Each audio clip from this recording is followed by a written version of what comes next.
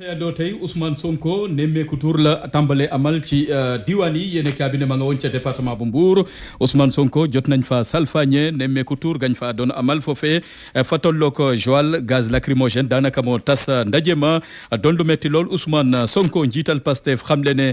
ku tooñ nañu te loxoom teg ko ci suuf xamal ko ne la nga def jaaduwul noonee la gisee njiitu réew mi Macky Sall ak nguuram la ñu def jaaduwul ca nañ ko bëgg a nasaxale bokk na ci bëgg a dog mbokk ak i tamit bañ kenn dootul mun a nemmeeku sa jege ñaale fii ci mim réew ci tànk yooye la njiitu réew Macky Sall ak nguuram taxaw Ousmane Sonko ne xel xalaatul mu dakkal nemmeeku tour ga muy amal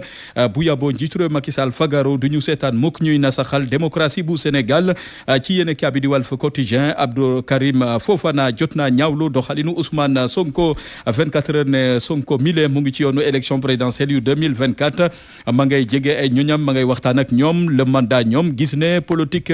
moo ci laxasu tournée politique la goo xamante ne njiital Pastef lam ca jublu mooy fexe ba soobuwaat ci combat geneen diggante mag njiitu réew mi Macky Sall Mamadou Lamine Massaly moom yekk na lu mel ne xeme Ousmane Sonko ne la muy wax wute na lool ak na muy jëfee bokk na ci la muy gëmloo askan wi Ousmane Sonko newu ca mu ngi ci le mandat yéen kabi di direct news ne Mamadou Lamine Massaly dal na ci kaw Ousmane Sonko ñamu jox ndombal tànkam ci poste ci parti bi di Pastef Diallo Diop ci la Madieye Mbodj ak Jacques Habib Sy ak Lansana Gagny Sakho Mamadou Lamine Massaly ne buñ jëlee ki nga xamante ne mooy Jacques Habib Sy du royukaay ci mim réew ndax jotoon nañ fee toppee ci wàllub daanaka njuuj njaaj jëm ci marché gré à gré IGE jotoon ko feeñal lu toll ci juróom benn fukki milliards ak juróom ñeel tabaxum centre international bu Diamniadio ba ñu duppee Abdou Diouf bu dee nag Lansana Gagny Sakho moom du royukaay mi ñu ne toppee nañ ko wàllub coowal suuf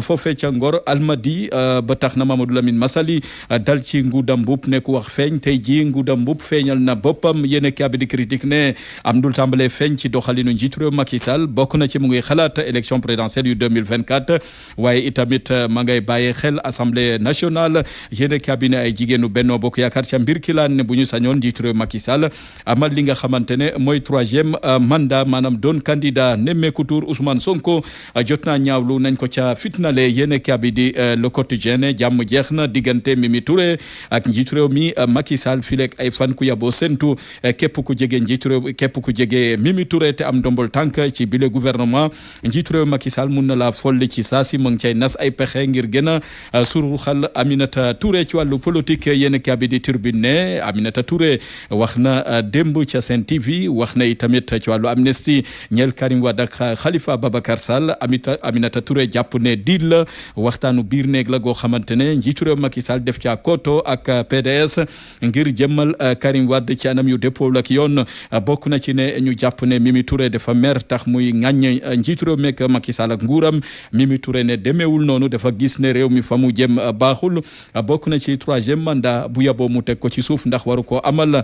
Mary Teuw Niane sax dankafu na njiitu réew mi Macky Sall ne waxtu wa jot na mu jàkkaarloog ñëpp wax itamit ne munta amal 3e mandat ci élection présidentielle yu 2024 yéen kaabi di le vrai journal ne Benno Bokk Yaakaar mu ngi ci yoonu tas la koy tas bokk na ci Mimi Touré ma ca fippu Macky 2012 gisatul boppam ci coalition Benno Boubacar Baldé bu parti socialiste ne Benno mile